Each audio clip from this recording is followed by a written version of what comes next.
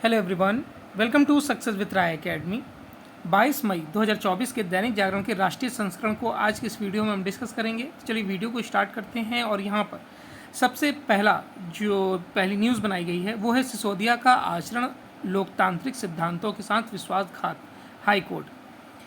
देखिए, दिल्ली में आबकारी घोटाले से जुड़े भ्रष्टाचार व मनी लॉन्ड्रिंग मामले में नियमित जमानत देने से इनकार करते हुए दिल्ली हाई कोर्ट ने टिप्पणी की है कि पूर्व मुख्यमंत्री मनीष सिसोदिया का आचरण लोकतांत्रिक सिद्धांतों के साथ बड़ा विश्वासघात है।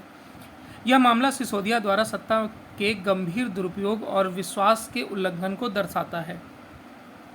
मामले में एकत्र की गई सामग्री से पता चलता है कि सिसोदिया ने अपने लक्ष्य के अनुरूप सार्वजनिक फीडबैक तैयार करके उत्पाद शुल्क नीति बनाने की प्रक्रिया को विकृत कर दिया। सिसोदिया ने यह दिखाने के लिए भ्रामक तरीकों का इस्तेमाल किया कि दिल्ली की नई आबकारी नीति को जनता का समर्थन प्राप्त था, लेकिन वास्तव में नीति कुछ व्यक्तियों को फ़ायदा पहुंचाने के लिए बनाई गई थी। यह एक प्रकार का भ्रष्टाचार ही है। सीबीआई व ईडी मामले में जमानत देने से इनकार करने के निचली अदालत के निर्णय को चुनौती देने वाली सिसोदिया की जमानत याचिकाएं खारिज करते हुए हाई कोर्ट ने कहा कि नई आबकारी नीति के निर्माण के दौरान निर्णय लेने की प्रक्रिया को अखंडता से समझौता किया गया है। अदालत ने पाया है कि सीबीआई मामले में जमानत के लिए सिसोदिया ट्रिपल टेस्ट पास नहीं कर सके, क्योंकि वह अपने द्वारा इस्तेमाल किए गए 2 फ़ोन पेश करने में विफल रहे हैं। इंडी की सोच विभाजनकारी। प्रधानमंत्री नरेंद्र मोदी ने मंगलवार को इंडी नेताओं के लिए कहा कि उनकी सोच विभाजनकारी है। ये जब एक साथ होते हैं तो 3 बुराइयां साथ होती हैं। ये सांप्रदायिक, घोर जातिवाद और परिवारवादी हैं। ऐसे लोग देश बांट सकते हैं, लेकिन देश को आगे नहीं ले जा सकते हैं।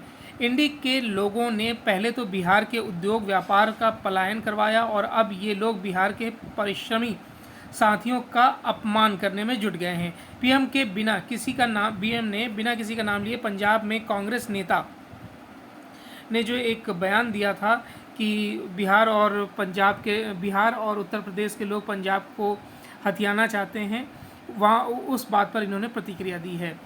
बिहार की मान मर्यादा व सम्मान इंडी के नेताओं के लिए कोई मायने नहीं रखता है। बता दें कि शनिवार को संगरूर से कांग्रेस प्रत्याशी सुखपाल खहरौरा ने कहा था कि गैर पंजाबी यानी कि दूसरे राज्यों से आने वाले लोगों को वोट का अधिकार नहीं होना चाहिए, ना ही उन्हें पंजाब में नौकरी मिलनी चाहिए और ना ही उन्हें पंजाब में अपना आशियाना बनाने देना चाहिए।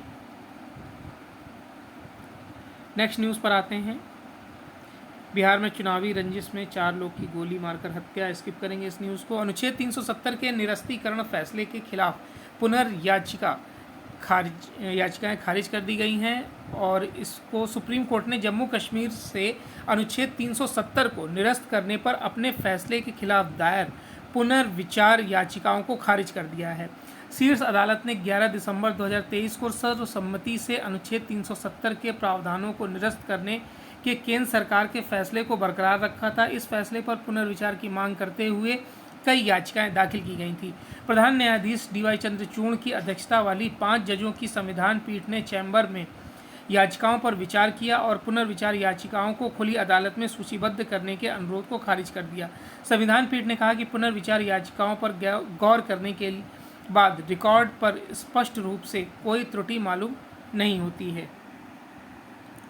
प्रोजेक्ट उद्भव से देश की सैन्य विरासत खोज रही सेना प्रमुख जनरल मनोज पांडे ने कहा है कि सेना प्रोजेक्ट उद्भव के जरिए देश की सैन्य विरासत को खोज रही है। लिहाजा सेना इसका मकसद प्राचीन ज्ञान को आधुनिक सैन्य शिक्षा शास्त्र का हिस्सा बनाना है। प्रोजेक्ट उद्भव से भारतीय सेना को महाभारत के युद्धों, महत्वपूर्ण या मशहूर सैन्य हस्तियों के वीरतापूर्ण कारनामों और शासन कला में भारत को समृद्ध विरासत की गहराइयों से पड़ताल करने में मदद मिल रही है। प्राचीन भारतीय बुद्धिमत्ता 5000 साल पुरानी सभ्यता की विरासत है, जो भावी रणनीतियों को नई धार देगी। जनरल मनोज पांडे ने historical pattern in Indian strategic culture सम्मेलन में मंगलवार को यह टिप्पणी करते हुए इसका श्रेय प्रोजेक्ट उद्भव को दिया। पिछले साल 21 अक्टूबर को रक्षा मंत्री राजनाथ सिंह ने इसे लॉन्च किया था। प्राचीन ग्रंथों के गूढ़ रहस्य को एक बड़े स्तर पर समझने और इसे सेना में प्रयोग करने के लिहाज से प्रोजेक्ट उद्भव शुरू किया गया है। इस परियोजना के तहत भारतीय समृद्ध सैन्य विरासत वाले महाभारत के महाकाव्यों, युद्धों, वेदों, पुराणों, उपनिषदों और अर्थशास्त्र के गूढ़ अर्थों को समझाया जाएगा। यौन उत्पीड़न मामले में ब्रजभूषण शरण के खिलाफ आरोप तय।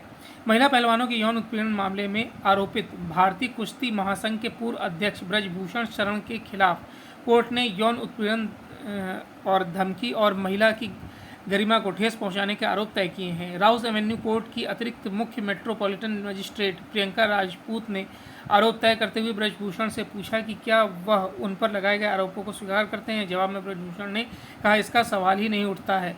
जब कोई गलती ही नहीं की है तो मानना कैसा। वह मुकदमे का सामना करेंगे। अगली सुनवाई 1 जून को होगी।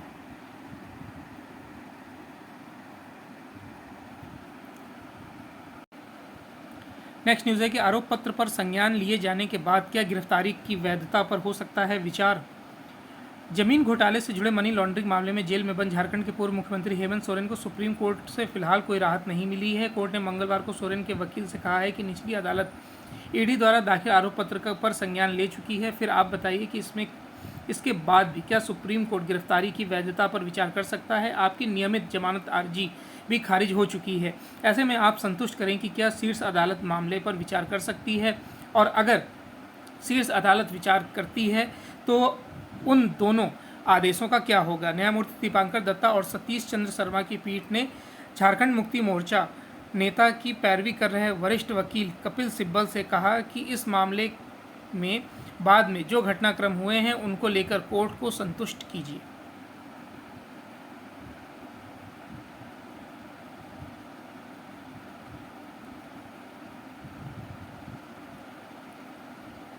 भारत में कोविड-19 के सब वेरिएंट से 324 लोग संक्रमित। इंसाकाग। भारत में कोविड-19 के सब वेरिएंट KP.2 से 290 और KP.1 से 34 लोग संक्रमित होने की पुष्टि हुई है। ये दोनों सब वेरिएंट सिंगापुर में संक्रमण के मामले बढ़ने के जिम्मेदार हैं। हालांकि केंद्रीय स्वास्थ्य मंत्रालय के सूत्रों ने बताया है कि ये दोनों JN वेरिएंट के सब वेरिएंट हैं और इनका संबंध अस्पताल में भर्ती होने के मामलों और गंभीर रूप से बीमार होने से नहीं है, इसलिए चिंतित होने या घबराने का कोई कारण नहीं है। विषाणु के स्वरूप में तेजी से बदलाव होते रहेंगे और यह SARS-CoV-2 जैसे विषाणुओं का प्राकृतिक गुण है।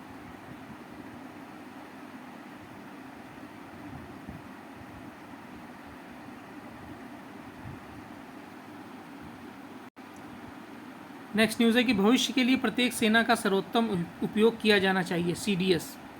तीनों सेनाओं के प्रमुख chief of defence staff general Anil Chauhan ने सैन्य बलों के लिए एक संयुक्त कार्य संस्कृति विकसित करने की आवश्यकता पर बल दिया है।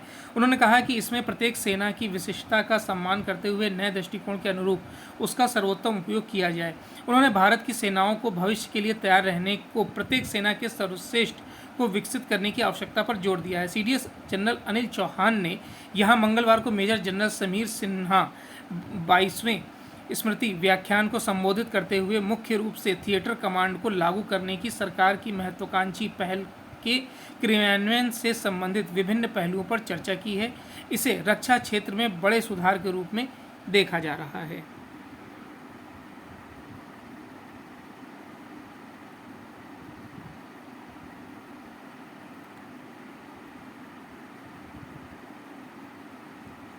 घोर लापरवाही से उपजी त्रासदी, ये एडिटोरियल पेज का पहला आर्टिकल है और ये आर्टिकल है जो मुंबई में होर्डिंग्स गिर गई थी पेट्रोल पंप पर, उसमें 14 से 16 लोगों की जान चली गई थी। तो ये एक लापरवाही मानी गई थी क्योंकि जर्जर मकान पर इतनी बड़ी भारी भरकम होर्डिंग्स को लगाना नगर निगम के एक तरीके से धांधली का ही स्वरूप था। इस पर यह आर्टिकल लिखा गया है जो हमारे लिए इम्पोर्टेंट नहीं है। औरों की तरह एक और राजनीतिक दल, देखिए आप भले ही राष्ट्रीय दल बन गई हो लेकिन नई तरह की राजनीति करने का उसका दावा नितांत खोखला निकला है। देखिए जब सुप्रीम कोर्ट ने यह प्रतीत कराते हुए दिल्ली के मुख्यमंत्री एवं आम आदमी पार्टी के प्रमुख अरविंद केजरीवाल को चुनाव प्रचार के लिए 21 दिनों की जमानत दी थी, तब वह उन्हें विशेष रियायत दे रहा है। तब केजरीवाल और उनके समर्थकों ने इसे अपनी जीत करार दिया था। यह स्वाभाविक भी था, क्योंकि इन दिनों जेल में बंद किसी नेता को जमानत मिल जाए तो वह अपने को विजय घोषित कर देता है। केजरीवाल की जमानत पर बाहर आते ही उनके सरकारी आवास पर उनकी पार्टी के राज्यसभा सदस्य स्वाति मालीवाल की पिटाई का मामला सामने आ गया, जिसकी साज सज्जा पर 45 करोड़ रुपए खर्च किए गए थे।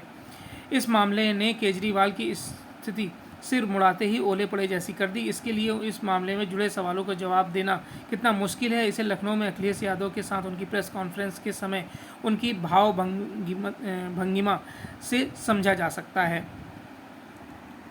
केजरीवाल स्वाति मालीवाल मामले में कोई सीधी टिप्पणी करने से बच रहे हैं, लेकिन उनके साथियों ने स्वाति मालीवाल पर हमला बोल दिया है। वे सब मिलकर स्वाति को भाजपा का एजेंट करार देने में लगे हुए हैं। इस हास्यास्पद आरोप को इसके बावजूद हजम करना मुश्किल है कि भाजपा के छोटे बड़े सभी नेता स्वाति मालीवाल प्रकरण को तूल देने में लगे हुए हैं।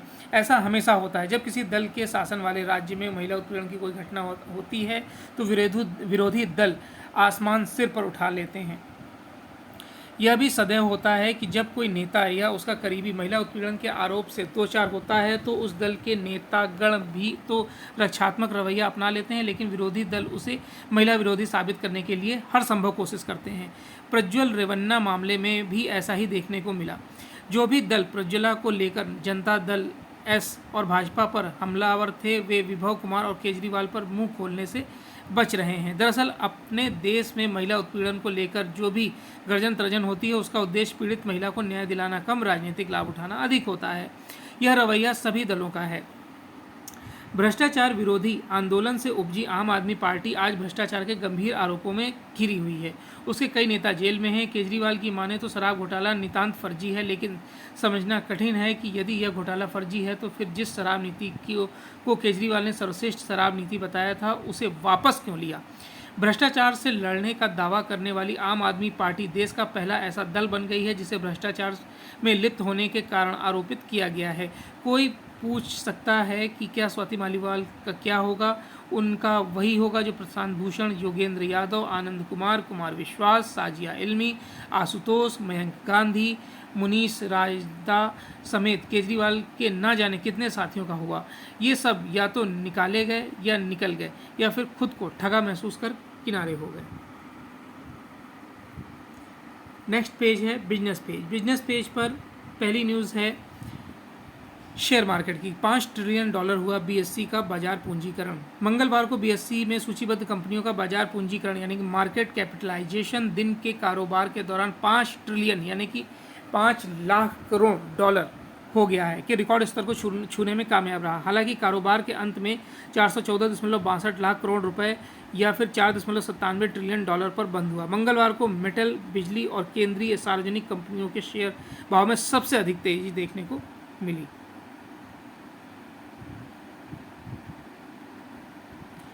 अब केवल 140 की शुरुआत वाले नंबर से ही आएंगी प्रमोशन कॉल। आने वाले समय में आप नंबर देखकर पहचान जाएंगे कि यह प्रमोशन कॉल है या किसी सेवा से संबंधित। दरअसल सरकार ने प्रमोशनल और अन्य सेवा कॉल के लिए नई नंबर सीरीज़ आवंटित की है। प्रमोशन कॉल के लिए 140 से शुरू होने वाले नंबरों की सीरीज़ दी गई है। अन्य सेवाओं के लिए 160 से शुरू होने वाले नंबरों की सीरीज़ जारी की गई है। अभी प्रमोशनल या अन्य सेवा कॉल भी सामान्य नंबर से किए जाते हैं और यूजर्स नहीं चाहते हुए भी कॉल को उठाने के लिए मजबूर होते हैं। घरेलू हालात मजबूत, लेकिन वैश्विक अनिश्चितता से बड़ी चिंता। देश की अर्थव्यवस्था लगातार मजबूत हो रही है। ग्रामीण क्षेत्रों में उत्पादों की मांग की जो कमी पिछले 2-3 सालों में देखी जा रही है, वह अभी अब दूर होने लगी है। इसका एक बड़ा कारण यह है कि वहाँ गैर खाद्य उत्पादों की मांग शहरों से भी ज़्यादा बढ़ी है। बस एक समस्या वैश्विक स्तर पर बढ़ती अनिश्चितता है।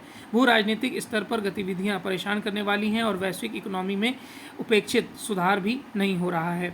ऐसे में आरबीआई को भी काफ़ी सतर्क रहना होगा। यह बात मंगलवार को आरबीआई की तरफ से अर्थव्यवस्था की स्थिति पर जारी रिपोर्ट में कही गई है।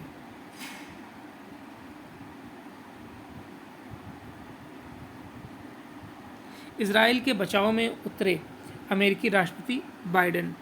अमेरिकी राष्ट्रपति जो बाइडेन ने गाजा में नरसंहार के आरोप पर इजराइल का मजबूती से बचाव किया। उन्होंने कहा कि गाजा में हमास के विरुद्ध अभियान में इजरायली की सेना नरसंहार नहीं कर रही है। इस बीच इजराइल के विदेश मंत्री इजराइल कार्ड्स फ्रांस गए हैं। इस वह अंतर्राष्ट्रीय आपराधिक न्यायालय के मुख्य अभियोजक की इजरायली पीएम बेंजामिन नेतन्याहू, रक्षा मंत्री व हमास नेताओं के खिलाफ गिरफ्तारी वारंट के मुद्दे पर फ्रांस से बात करेंगे और उसे समझाने की कोशिश करेंगे। इजराइल के अहम सहयोगी फ्रांस के अलावा बेल्जियम और स्लोवेनिया ने मुख्य अभियोजक की इस मांग का समर्थन किया है।